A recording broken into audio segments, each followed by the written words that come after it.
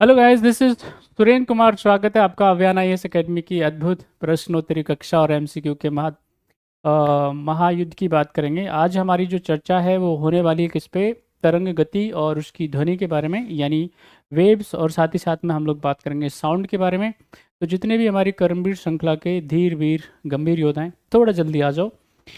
सबका स्वागत है आप सारे महारथियों का। सभी का हार्दिक स्वागत, अभिनंदन। स्वागत है भाई आपका, अंकुश जी, वर्णिका, याचिका, तान्या, मधु, प्रियंका, भावना, सबका स्वागत है। कैसे हैं आप सब, बताओ। मेरी आवाज़ आ रही है आप सबको? सबका स्वागत है भाई आपका, ज्योति जी। मेरी आवाज़ आ रही है आप सबको? थोड़ा थोड़ा बता दें आप।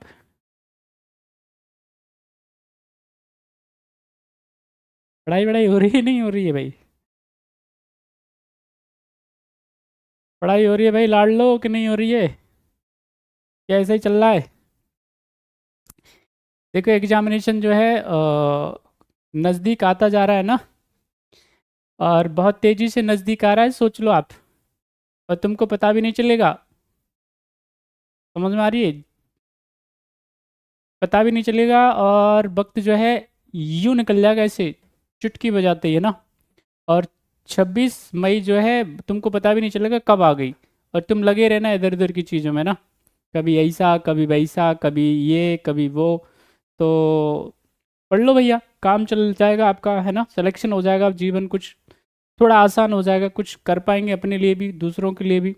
नहीं तो हो गई मुश्किल, है ना।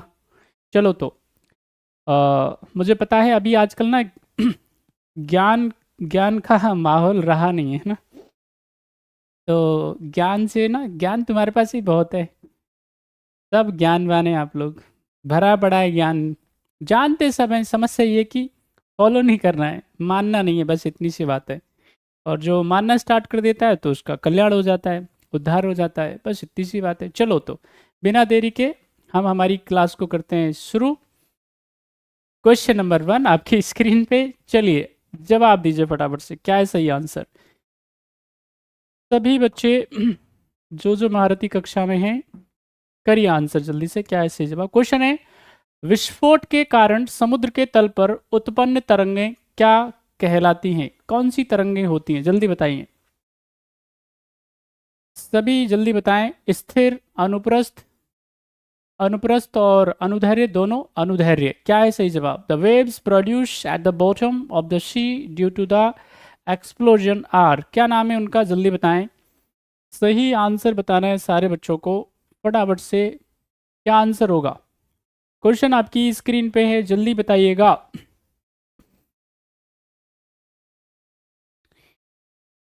चलिए देखिए, जब भी हम बात करेंगे तरंगों के पीछे, तो तरंगों के लिए क्या चाहिए। तरंगे तभी होगी जब एनर्जी जनरेट होगी, ऊर्जा जब उत्पन्न होगी तो तरंगे क्या होंगी, जनरेट होंगी। बात समझ में आ रही है? और सीधी सिंपल सी बात है, जहाँ पे प्रेशर ज़्यादा होगा, जहाँ पे क्या लग रहा है, दाब ज़्यादा लग रहा है, जिस दिशा में, जिस डायरेक्शन में, वहीं पे क्या होगा, ये जो वेव्स हैं, जो तरंगे हैं, वो क्या करेंगी, ट्रेवल करेंगी, है ना, आगे बढ़ेंगे। अब यहाँ पे सवाल है, अगर क्या हो रहा है समुद्र के तल पे, है ना, समुद्र के तल पे क्या हो रहा है, किसी प्रकार का विस्फोट हो रहा है। अब विस्फोट के कारण क्या हो सकते हैं, कुछ भी कारण हो सकता है। एग्जाम्पल के तौर पे मैं कहूँ कि अगर मान लेते हैं वॉल्केनिक इरप्शन हो रहा है, तो वॉल्केनिक इरप्शन जो होगा, अगर ज्वालामुखी उद्गार होगा तो उसमें क्या होगा, महाभयानक विस्फोट होगा। और महाभयानक जब विस्फोट होगा तो ओबियसली बात है, उससे क्या होगा, पानी में तरंग पैदा होंगी। बात समझ में आई? वो जो तरंग होंगी उनको क्या बोलेंगे, उनको बोलेंगे आप, किधर गया भाई, इधर इधर इधर, हाँ ये डी वाला, लॉन्जिट्यूडनल क्या होंगी, वेव्स जनरेट होंगी। समझ में आ रही है? इनको क्या बोलेंगे आप, अनुदैर्घ्य तरंगे होती है। और अनुदैर्घ्य तरंगे या लॉन्जिट्यूडनल जिनको वेव्स बोलेंगे, तो वो वेव्स कौन सी होती हैं, यानी कि अगर वेव्स यहाँ पे जनरेट हो रही हैं, बात समझ में आई, यहाँ पे अब जैसे जैसे क्या होगा, वेव्स आगे बढ़ेंगी तो उसी डायरेक्शन में क्या होगा, उसी दिशा में क्या होगा, डिस्प्लेसमेंट होगा। बात समझ में आई? आगे बढ़ेंगी। यू गेट माय पॉइंट और नॉट? तो उनको क्या बोलेंगे, इनको बोलेंगे आप अनुदैर्घ्य तरंगे या लॉन्जिट्यूडनल वेव्स बोलते हैं। तो यहाँ पे आई होप आपको ये बात समझ में आ गई होगी। अगले सवाल की तरफ चलते हैं हम लोग, क्वेश्चन नंबर सेकंड। आपकी स्क्रीन पे जवाब दीजिए, जल्दी जल्दी आंसर करना है, बताएं। आपको बताना है निम्न में से कौन सा एक कथन ध्वनि के बारे में सही नहीं है। जल्दी बताइए, कौन सा एक स्टेटमेंट है which is not correct about the sound. जल्दी बताएं, सभी आंसर करें जल्दी से। साउंड के बारे में आपको बताना है, क्या इसमें से एक सही नहीं है। Which of the following statement about sound is not correct. Sound travel slower than the speed of light. दूसरा स्टेटमेंट है sound waves are transverse waves, sound waves are longitudinal waves, sound travels faster in human air than in the dry air. क्या है सही जवाब? Question आपकी screen पे है, जल्दी बताइए। निम्न में से कौन सा कथन ध्वनि के बारे में सही नहीं है। प्रकाश की चाल की तुलना में ध्वनि धीमी चाल से आगे बढ़ती है। ध्वनि तरंगें अनुप्रस्थ तरंगें होती हैं, ध्वनि तरंगें अनुदैर्घ्य तरंगें होती हैं, और शुष्क वायु की तुलना में आर्द्र या नमी युक्त वायु में ध्वनि तीव्रता से चलती है। जल्दी बताएं, क्या इसमें एक सही नहीं है। चलिए अब देखो, जिन्होंने बता दिया है, हम थोड़ा बात कर लेते हैं किसके बारे में, साउंड के बारे में। फिजिक्स में जब हम बात करेंगे, भौतिक विज्ञान में साउंड के बारे में बात करते हैं, तो साउंड क्या है, समथिंग लाइक, जिसमें क्या होती है, वाइब्रेशंस जनरेट होती हैं, ठीक है कि नहीं। तरंगे क्या होती हैं, उसमें जनरेट होती हैं, उसको क्या बोल रहे हैं आप, उसमें उसको साउंड बोल रहे हैं। बात समझ में आ रही है। अब यहाँ पे क्या है, जब हम बात करेंगे तो साउंड के बारे में, तो साउंड को हम लोग दो भाग में बांट देते हैं, ठीक है कि नहीं। तो एक तो साउंड को जब हम बांटेंगे, तो साउंड को दो भागों में बांटेंगे। तो पहले नंबर पे क्या है, आप सब जानते होंगे अल्ट्रासाउंड के बारे में, है ना। अल्ट्रासाउंड किस किस का हुआ है, अल्ट्रासाउंड, अल्ट्रासाउंड किस किस का हुआ है, कमेंट करके बताओ। एक तो होगा अल्ट्रासाउंड, बात समझ में आई, और एक क्या होगा, इंफ्रा। सब बच्चे समझिए, इंफ्रासाउंड। अब यहाँ पे अल्ट्रासाउंड जो है, ह्यूमन एयर इसको नहीं सुन सकते।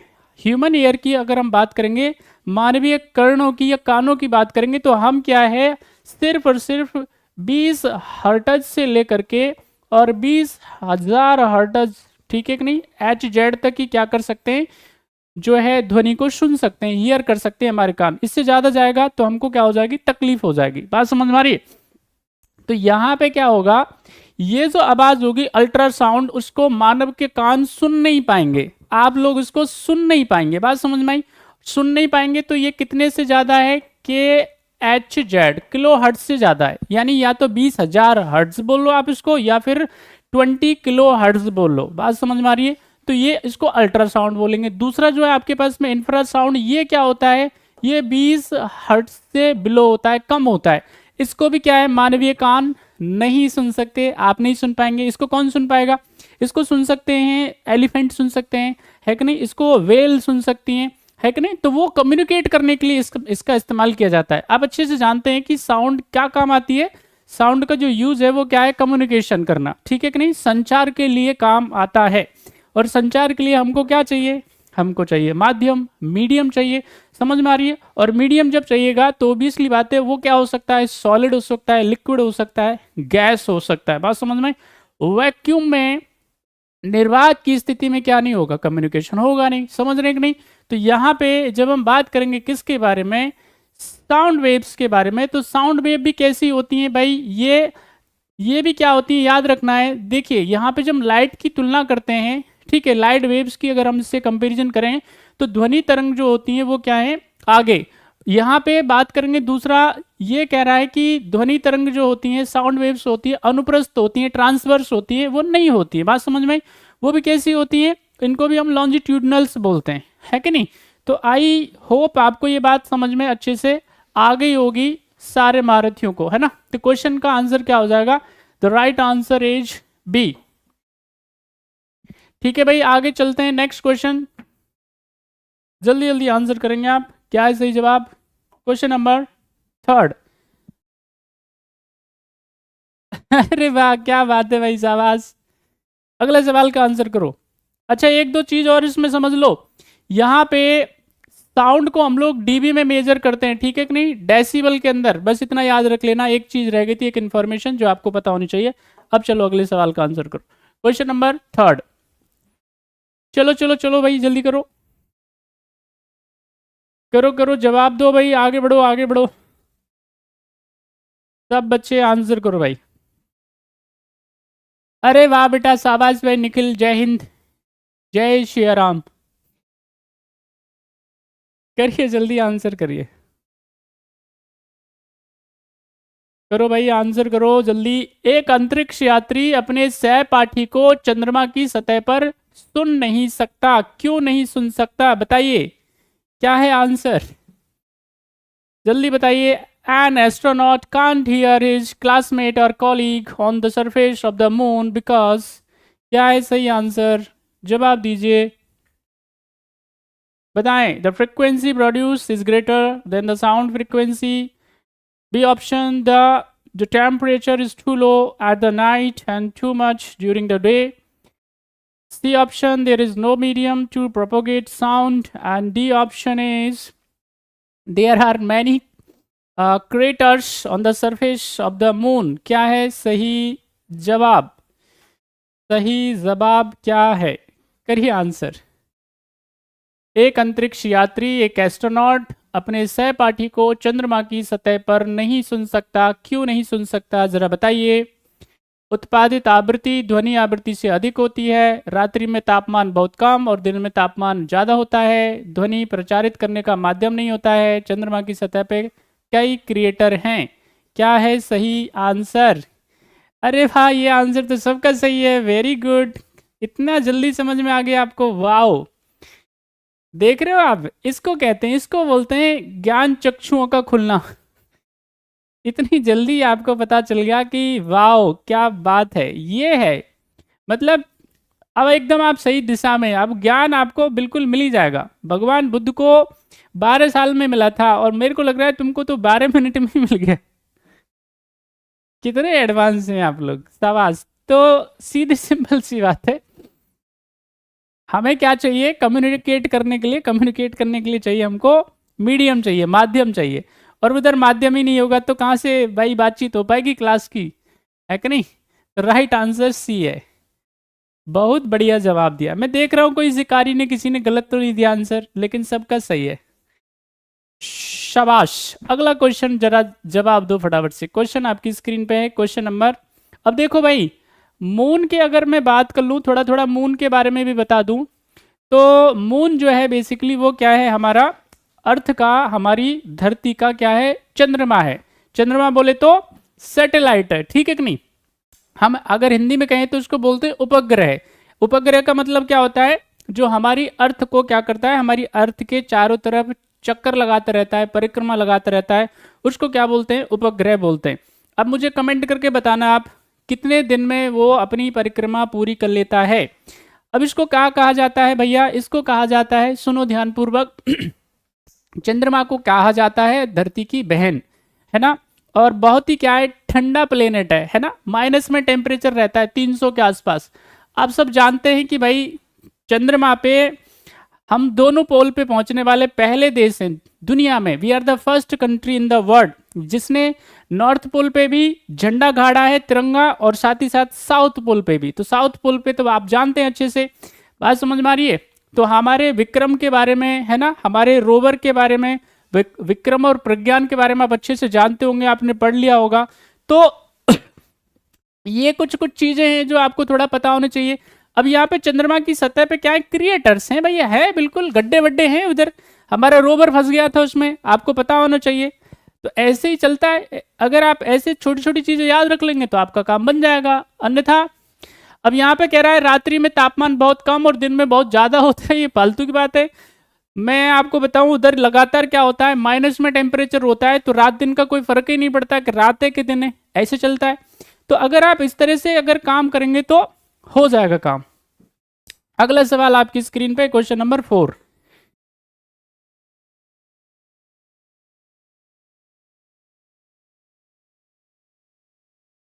ये जी क्या नाम है इनका, झिलमिल जी, जी स्वागत है आपका झिलमिल जी। हमारे अव्यान आईएएस एकेडमी के यूट्यूब चैनल पे हमारे सारे बच्चे और हम आपका स्वागत करते हैं। और किस सब्जेक्ट के टीचर? अरे नहीं, कहाँ हम टीचर, इतना कहाँ टीचर, हम कहाँ टीचर, मतलब ऐसे ही जो है आ जाता है तो बातचीत कर लेते हैं, सवाल बवाल पूछ लेते हैं, कुछ जो जो दिमाग में आ जाता है बता देते हैं। चलिए आंसर करिए जल्दी से। हम कुछ नहीं सिखा सकते किसी को, कहाँ टीचर हैं। जो 20-20 साल से पढ़ा रहे हैं वो हिम्मत नहीं करते हैं अपने आप को टीचर कहने की, तो हम कहाँ से पढ़ा सकते हैं ना। वो तो आप हमसे पढ़ लेते हो, बस इतनी सी बात होती है। नहीं, चलो आंसर करो जल्दी से। चलिए, हाँ, जो मिल जाता है उसी में जो है अपना ज्ञान पेल देते हैं। करिए आंसर। नेक्स्ट क्वेश्चन आपकी स्क्रीन पे। सारे बच्चे आंसर करो जल्दी से। ध्वनि की प्रबलता निर्भर करती है, जरा बताएं। The intensity of sound is depend on what? क्या है सही आंसर, बताओ भाई।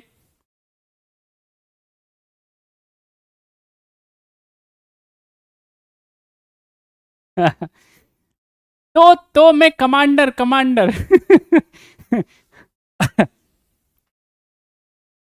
तो भाई Nikhil ji, I am commander of yours. आपने बताया था ना एक बार, कमांडर तो मैं आपका कमांडर।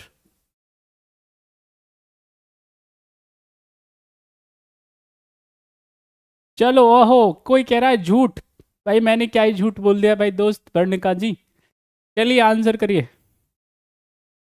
जिलमिल जी कह रही हैं अगर टीचर नहीं हो तो क्या पढ़ा रहे हो? मैं पढ़ा नहीं रहा हूं भाई, मैं सवाल तुमसे पूछ रहा हूं, आप सवालों के जवाब दे रहे हो, बस मैं तो इतना बता रहा हूं कि सही है कि गलत।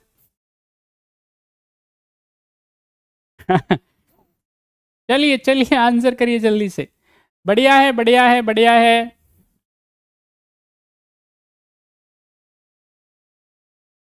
ओह, अरे वाह, ये क्या बोल रहा है भाई। ठीक है, वो तो आप मेरे लिए हो और किसी के लिए नहीं। नहीं भाई, ऐसा नहीं है, सबके लिए ही है यार दोस्त।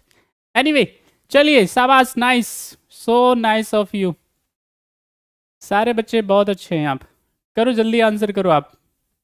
Good good good. जल्दी बताएं। ध्वनि की प्रबलता निर्भर करती है, सारे आंसर करिए जल्दी से। माध्यम में, ध्वनि तरंगों के वेग पर, ध्वनि तरंगों के आयाम पर, ध्वनि तरंगों की आवृत्ति पर, ध्वनि तरंगों की आवृत्ति और वेग पर। क्या है सही आंसर, बताओ जल्दी से।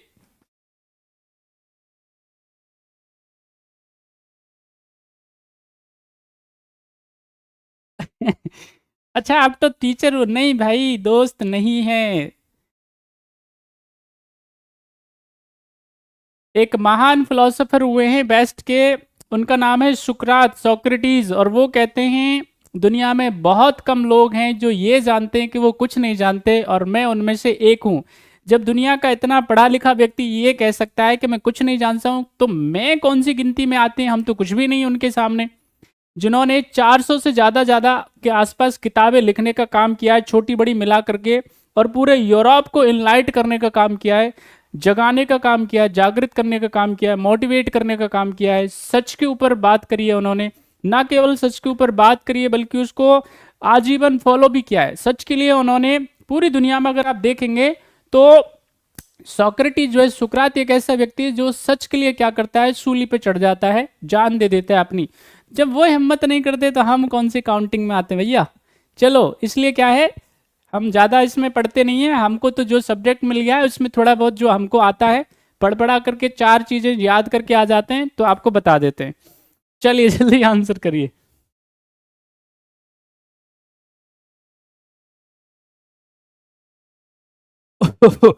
अरे बाप रे, ऐसे भाई, ऐसे मत बोलो भाई सुधा। चलो, ऐसे ज़्यादा सर पे मत चढ़ाओ, मेरा काम खराब हो जाएगा। चलो तुम आंसर करो फटाफट से। ध्वनि की प्रबलता निर्भर करती है किस पे, जरा बताओ। The loudness of the sound depends on, क्या है सही आंसर, जरा बताएं। On the velocity of sound waves in the medium, on the amplitude of the sound waves, on the frequency of the sound waves, on the frequency and the velocity of the sound waves। सभी answer करें सारे बच्चे जल्दी से। Waiting for your answers.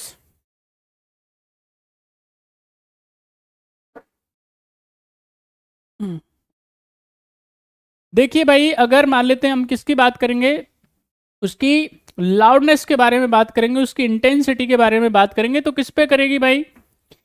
सारे बच्चे बताएं मुझे,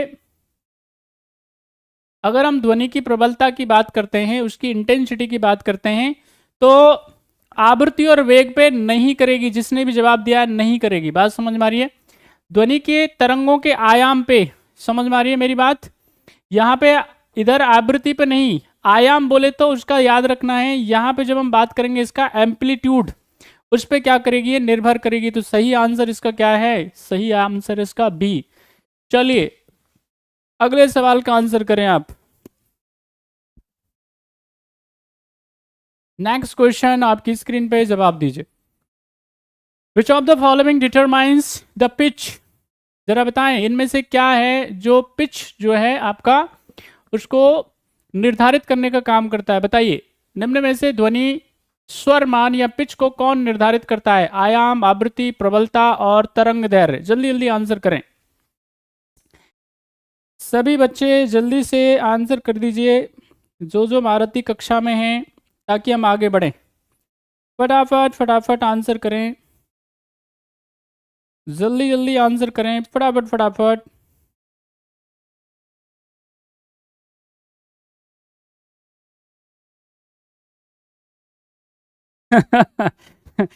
अच्छा ठीक है भाई। कोई नहीं कोई नहीं, देखो जो आया है उसे तो जाना ही पड़ता है, आज नहीं तो कल। करिए आंसर जल्दी से। विच of the following determine the pitch? देखिए यहाँ पे जब हम बात करेंगे साउंड के बारे में, तो साउंड का आपने सुना है ना, बेस है ना। एक गाना आया था, बेबी को बेस पसंद है। तो एक तो बेस हो गया, समझ में आ रही है? इधर आपके पास में पिच हो गया इसका, ठीक है कि नहीं? ये तमाम जो चीज़ें हैं बेसिकली जब हम बात करेंगे, तो ये किस पे निर्भर करेंगी, किस पे डिपेंड करेंगी? तो यहाँ पे जब हम बात करेंगे भाई, तो इधर देखेंगे आप तरंग दैर्घ्य पे तो करेंगे नहीं, बात समझ में आई? यहाँ पे लाउडनेस पे भी नहीं करेंगे, इधर आपके पास में आयाम की भी बात नहीं करेंगे। अब इधर बात करेंगे किसके बारे में? फ्रीक्वेंसी पे, आवृत्ति पे बात करेंगे, समझ में आई? तो उस पर क्या करेगी इसकी निर्भरता? निर्भरता इस पे डिपेंड करेगी। ओके, तो राइट आंसर क्या है? अब जैसे तमाम जो चीज़ें, इन सभी चीज़ों का जो ध्यान रखा जाता है वो कम्युनिकेशन में रखा जाता है कि नहीं? अगर आपको कम्युनिकेट करना है, आपको किसी के साथ में बातचीत करनी है, संचार आपको कायम करना है, तो उसमें क्या रखना पड़ता है? इन तमाम चीज़ों का ध्यान रखना पड़ता है। लाउडनेस का ध्यान रखना पड़ता है, कब रुकना है आपको, कब बोलना है, कब किस बात पे ज़्यादा जोर देना है, बात समझ में आई? कब आपका पिच भारी होना चाहिए, बात समझ में आई? तो ये तमाम चीज़ें जो है हम इसको कलेक्टिवली एक टर्म इसके लिए देते हैं, एक नाम देते हैं, उसको बोलते हैं पैरा लैंग्वेजेस कम्युनिकेशन में। लेकिन क्योंकि अभी ये फिजिक्स का टॉपिक है, कम्युनिकेशन को हम इसमें घुसेड़ नहीं सकते, तो राइट आंसर इसका क्या हो जाएगा? आवृत्ति, यानी कि frequency is the right answer. Next question is on your screen, जल्दी आंसर करिए। क्वेश्चन आपकी स्क्रीन पे है भैया, आंसर करो। क्वेश्चन है, निम्न में से कौन सा स्टेटमेंट, कथन ठीक नहीं है? जल्दी बताइए। विच of the following statement is not correct? क्या है सही आंसर, बताओ। पराश्रव्य तरंगें परावर्तित, अपवर्तित या अवशोषित नहीं हो सकती। दूसरा है, पराश्रव्य तरंगों का उपयोग सामान्यतः संरचना, द्रव्यों की आंतरिक संरचना में दरारों, सरंध्रता आदि जैसे दोषों की उपस्थिति की पहचान करने में होता है। सी ऑप्शन है, हीरे जैसे अति कठोर द्रव्यों में छिद्र करने के लिए पराश्रव्य तरंगों का इस्तेमाल किया जाता है। और डी ऑप्शन है, पराश्रव्य तरंगें निर्वात में गति नहीं कर सकती। क्या है सही जवाब, फटाफट से बताइए। The question is about the ultra waves, या हम उसको क्या बोल सकते हैं? अल्ट्रासोनिक साउंड्स बोल सकते हैं। जरा बताएं क्या है, सभी बच्चे बताइए। अल्ट्रासोनिक या अल्ट्रासोनिक वेव्स या साउंड्स के बारे में क्या है आंसर? अल्ट्रासाउंड, अल्ट्रासोनिक साउंड, क्या है सही आंसर, बताएं जल्दी से।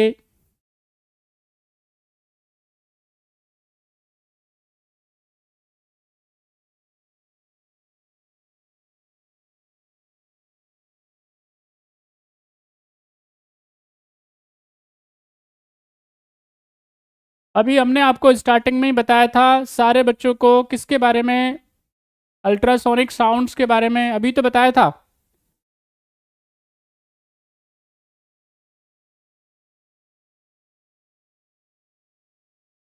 अभी बताया था, जस्ट पहले स्टार्टिंग हमने करी थी तब उसके बारे में हमने सबसे पहला ही आपको जवाब दिया था यही। फिर भी अगर आपके गलत जवाब होंगे तो बताओ कैसे चलेगा भैया, ये तो बहुत गड़बड़ा जाएगा। अरे नहीं नहीं नहीं, ऐसा नहीं, गलत जवाब है, सबका गलत जवाब है, ये किसी का भी सही नहीं है। अभी तो बताया था, हमने बताया था आपको अल्ट्रासाउंड के बारे में, यानी हमने साउंड के टाइप बताए थे आपको, इंफ्रासाउंड और अल्ट्रासाउंड। यहाँ पे अगर पूछा जाए आपसे कि भाई अल्ट्रासाउंड की जब चर्चा करेंगे या अल्ट्रासोनिक साउंड, तो अल्ट्रासोनिक साउंड क्या होता है भाई, जिसकी फ्रीक्वेंसी क्या हो 20,000 हर्ट्ज से ज्यादा हो। बात समझ में आई? जिसको मानवीय कान सुन ना सके, ठीक है कि नहीं, हम उसको सुन नहीं सकते, सुनेंगे तो क्या होगा, कान के पर्दे फट जाएंगे, एकदम क्या हो सकते हैं, बहरे हो सकते हैं, जान जा सकती है, उतनी आवाज होती है। देखिए अगर आपको मानवीय अगर कानों की बात करेंगे तो 105 अगर डीबी से ऊपर जाएंगे आप, 105 डेसिबल से ऊपर अगर आप फ्रीक्वेंसी जाती है तो उसमें क्या हो जाएगा, आप सुन ही नहीं पाओगे उसको, समझ में आई, खून आने लग जाएगा कानों से, ठीक है कि नहीं। हम क्या कर सकते हैं, परमानेंट थ्रेश होल्ड से शिकार हो सकते हैं, यानी हमारी जो सुनने की क्षमता है वो पूरी तरह से खत्म हो सकती है, जा सकती है ना, कान हमारे खराब हो सकते हैं। बात समझ में आ रही है? तो यहाँ पे अल्ट्रासाउंड जो अगर हम बात करेंगे वेव्स के बारे में तो उनको क्या बोलते हैं, अल्ट्रासोनिक साउंड बोलते हैं, और इनकी जो फ्रीक्वेंसी होती है 20,000 हर्ट्ज से ज़्यादा होती है, यानी कि या आप 20 किलो हर्ट्ज से ज़्यादा होती है। और जब हम इंफ्रा साउंड्स की बात करेंगे तो इंफ्रा साउंड क्या होती है, 20 एच जेड से यानी हर्ट्ज से कम होती है, जिसको कोई सुन नहीं सकता है, छोटे छोटे जीव सुन पाते हैं ना, उसमें भी बहुत कम। जैसे कि हमने अभी थोड़ी देर पहले बताया आपको, जो वेल होती है वो इसको क्या है, महसूस कर सकती हैं, सुनना भी अलग बात है। दूसरा क्या है, इधर एलिफेंट वगैरह क्या कर सकते हैं, महसूस कर सकते हैं। अब जैसे कहीं पे क्या है, वॉल्केनिक करप्शन होने वाला होगा तो जो जानवर है उनको पता चल जाता है, अर्थक्वेक आने वाला होगा तो जो सांप वगैरह है उनको पता चल जाता है, वो महसूस कर लेते हैं उसको, तो उनको बोलते हैं आप इंफ्रा साउंड्स बोलते हैं। यहाँ पे जब हम बात करेंगे इन अल्ट्रासोनिक साउंड्स के बारे में तो पहला स्टेटमेंट है वो गलत है। वो क्या कह रहा है यहाँ पे, the ultrasonic wave can not be reflected, refracted और एब्जॉर्ब। बिल्कुल हो सकती है, बात समझ में आ रही है मेरी बात, बिल्कुल हो सकती है। बाकी इनका जो सामान्य इस्तेमाल होता है वो दरारों यानी जो क्रैक्स वगैरह होते हैं और तमाम तरह की जो, अगर मैं चर्चा करूं किसके बारे में, ये थेरेपी में बहुत काम आता है, different different type of therapies में इसका इस्तेमाल किया जाता है, मेडिकल में इसका इस्तेमाल किया जाता है, ठीक है कि नहीं। यहाँ पे यहाँ निर्वात में गति नहीं कर सकती, ये बिल्कुल सही है, यानी कि आप जानते हैं कि जहाँ पे कोई माध्यम नहीं है, मीडियम नहीं है, वहाँ पे ये ट्रेवल नहीं कर पाएंगी। बाकी क्या है, ये ए स्टेटमेंट सही है, राइट आंसर इज ए। चलिए अगला सवाल आपकी स्क्रीन पे, आंसर करें आप जल्दी से, क्वेश्चन नंबर 7। आपको बताना है करेंसी नोटों में जालसाजी की पहचान करने के लिए निम्न में से कौन सी तरंगों का इस्तेमाल किया जाता है। नकली नोट पहचान लेते हो कि नहीं? बहुत सारे शातिर लोग होते हैं जो नकली नोट जो है दे जाते हैं, बात समझ में आई? तो कैसे पहचाना जाता है बताइए, कौन सी किरणों का इस्तेमाल किया जाता है, पराबैंगनी, अवरक्त, रेडियो और सूक्ष्म तरंगें? जल्दी बताइए क्या है सही आंसर।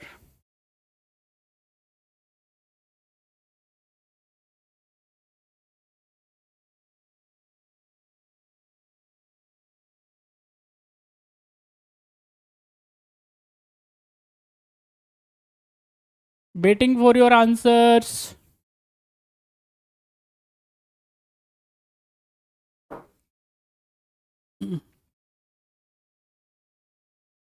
सवाल है, which of the following waves is use to detect the counterfeiting in the currency notes. तो जहां पे जालसाजी की पहचान करने के लिए उसमें इस्तेमाल जो किया जाता है वो है परावैंगनीकरणें, समझ में आई? यहाँ पे यूवी की बात कर रहे हैं, अल्ट्रा वायलेट रेब्स के बारे में बात कर रहे हैं, और उनसे क्या किया जाता है, ये पता कर लिया जाता है कि नोट कैसा है, ठीक है कि नहीं, फेक है कि नहीं है। उसके रिफ्लेक्शन के माध्यम से क्या कर लिया जाता है, उसको डिटेक्ट कर लिया जाता है, पकड़ लिया जाता है। अगला सवाल आपकी स्क्रीन पे, आंसर करो। अगला आपको बताना है इंफ्रारेड रेज के बारे में, बहुत ही खास है, बहुत इंपॉर्टेंट है, बहुत यूज होता है इसका और सवाल भी पूछे जाते हैं इससे, है ना। कई एग्जामों में ये पूछा जा चुका है, चाहे वो आईएएस हो, आरएएस हो, बीपीएससी हो, यूपीएससी हो, यूपीपीसीएस हो, सब में पूछा जा चुका है ये सवाल। बताना है, जल्दी से बताइए। अवरक्त किरणें जो हैं आप उनके बारे में बताना है। अनुदैर्ध्य हैं, अनुप्रस्थ हैं, यांत्रिक हैं और विद्युत चुम्बकीय हैं। क्या है सही answer? What are infrared rays? Longitudinal wave, transverse, mechanical, electromagnetic waves. तो सही आंसर क्या है इसका? Electromagnetic waves. अब यहाँ पे ये जब भी हम बात कर रहे हैं, तमाम जो हम लोग जितनी भी वेव्स के बारे में बात कर रहे हैं, ये सारी की सारी जो वेव्स हैं वो इंसोलेशन में आती हैं, यानी सोलार इंसोलेशन बोलते हैं। सूर्य की जो किरणें आती हैं उन सब में ये शामिल होती हैं। और यहाँ पे इंफ्रारेड जो हैं वो क्या हैं, वो समझ लीजिए आप सारे इनकी वेवलेंथ ज़्यादा होती है, वेवलेंथ ज़्यादा होती है और इनका इस्तेमाल अलग अलग जगह पे किया जाता है। अगर आप सबने जाने, अगर आप सारे बच्चे टीवी वगैरह देखते होंगे तो टीवी की रिमोट में इंफ्रारेड रेज का इस्तेमाल किया जाता है। अगर यहाँ पे जैसे बहुत सारे आजकल क्या है, आजकल ब्यूटिफिकेशन का काम बहुत चल रहा है ना, बहुत सारी महिलाएं जाती होंगी, आप में से लड़कियां भी जाती होंगी, लड़के भी जाते होंगे, लड़के थोड़ा कम जाते हैं, लड़कियां ज़्यादा जाती हैं। तो वो वहाँ पे जो कॉस्मेटिक जो जितने भी जगह होंगी जहाँ पे यहाँ पे जैसे स्किन पे बहुत सारे दाग धब्बे लग जाते हैं ना, तो उनके लिए क्या किया जाता है, इन्हीं तरंगों का इस्तेमाल किया जाता है। तो कॉस्मेटिक में अगर आपको अंतरिक्ष में थोड़े कुछ बढ़िया सीन देखने, तो उसमें आप क्या कर सकते हो, फोटोग्राफी में इसका इस्तेमाल कर सकते हो, विजुअल लाइट में इसका इस्तेमाल कर सकते हो, है ना। रोग निदान में भी बहुत इसका इस्तेमाल किया जाता है। तो अलग अलग जगह पे क्या होता है, जो अवरक्त किरणें होती है, इंफ्रारेड रेज होती हैं, उनका इस्तेमाल किया जाता है। और उनको क्या बोलते हैं, ये क्या होती है, इलेक्ट्रोमैग्नेटिक वेव्स होती हैं। नेक्स्ट क्वेश्चन आपकी स्क्रीन पे, जवाब दीजिए फटाफट फटाफट बताइए। क्वेश्चन है, निम्न में से किस प्रकार की किरणें पृथ्वी के वायुमंडल में प्रवेश नहीं कर पाती? Which of the following type of rays or radiations doesn't penetrate the Earth's atmosphere? क्या है सही जवाब? सारे बच्चे आंसर करिए। Waiting for your answers. चलिए, तो देखिए सब बच्चे आप जानते हैं, हमने अभी थोड़ी देर पहले ही बताया, क्योंकि सोलार जो इंसुलेशन होता है, सूर्य ताप जो होता है, तो वहाँ से सारी की सारी ये किरणें आती हैं। उनमें से आप देख लीजिए, जैसे विजुअल लाइट, दृश्य प्रकाश, वहीं से आता है। यहाँ पे हम लोग बात करेंगे एक्स के बारे में भी, पराबैंगनी के बारे में भी, रेडियोस के बारे में भी, रेडियो वेव्स भी वहीं से आती है। बात समझ में आई? लेकिन समस्या ये है, एक्सरेज जो होती है बेसिकली वो क्या है, वो अर्थ का जो एटमॉस्फेयर है उसको क्या नहीं कर पाती हैं, क्रॉस नहीं कर पाती हैं, वायुमंडल को क्रॉस नहीं कर पाती हैं। उसकी वजह क्या है? उसकी वजह है अर्थ के एनवायरमेंटल का, अर्थ के एनवायरमेंट का थिक होना, काफ़ी मोटा क्या है इसका एनवायरमेंट है, इसकी लेयर काफ़ी क्या है, हैवी है, जिसको ये क्या नहीं कर पाती, क्रॉस नहीं कर पाती हैं, उसमें पेनिट्रेट नहीं कर पाती हैं। बात समझ में आती है? और यहाँ पे एक और इम्पॉर्टेंट बात है कि इनमें एनर्जी बहुत ज़्यादा होती है। एक्स रेज में क्या होती है, ऊर्जा बहुत होती है, क्योंकि इनकी वेवलेंथ होती है शॉर्ट, और शॉर्ट वेवलेंथ होती है तो एनर्जी इसमें क्या होती है, बहुत ज़्यादा होती है। अभी हमने बताया आपको कि जो ये बाकी की अगर हम बात करेंगे तो इसमें अब जैसे माइक्रोन में क्या होती है इसकी, माइक्रोन में क्या होती है इसकी वेवलेंथ होती है। समझ में आई? तो एक तो एनर्जी ज़्यादा है, वेवलेंथ कम है, और साथ ही साथ में याद रखना है आपको, जो अर्थ है उसका जो वायुमंडल है, एटमॉस्फेयर है, वो क्या है, थिक है, वो घना है। बात समझ में आई? मोटा है, तो उसमें वो पेनिट्रेट नहीं कर पाती हैं, एंटर नहीं कर पाती हैं। तो राइट आंसर है X rays, B is the right answer. Next question आपकी स्क्रीन पे, करिए आंसर जल्दी से।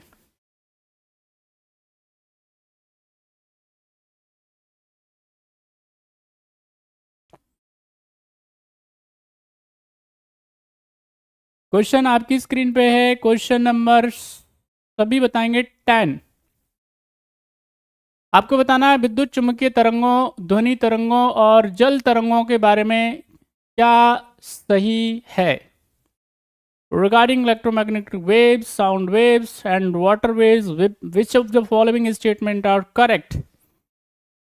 तो इलेक्ट्रोमैग्नेटिक वेव्स आप जानते हैं अच्छे से, इलेक्ट्रोमैग्नेटिक वेव्स के बारे में मैं बता चुके हैं आपको।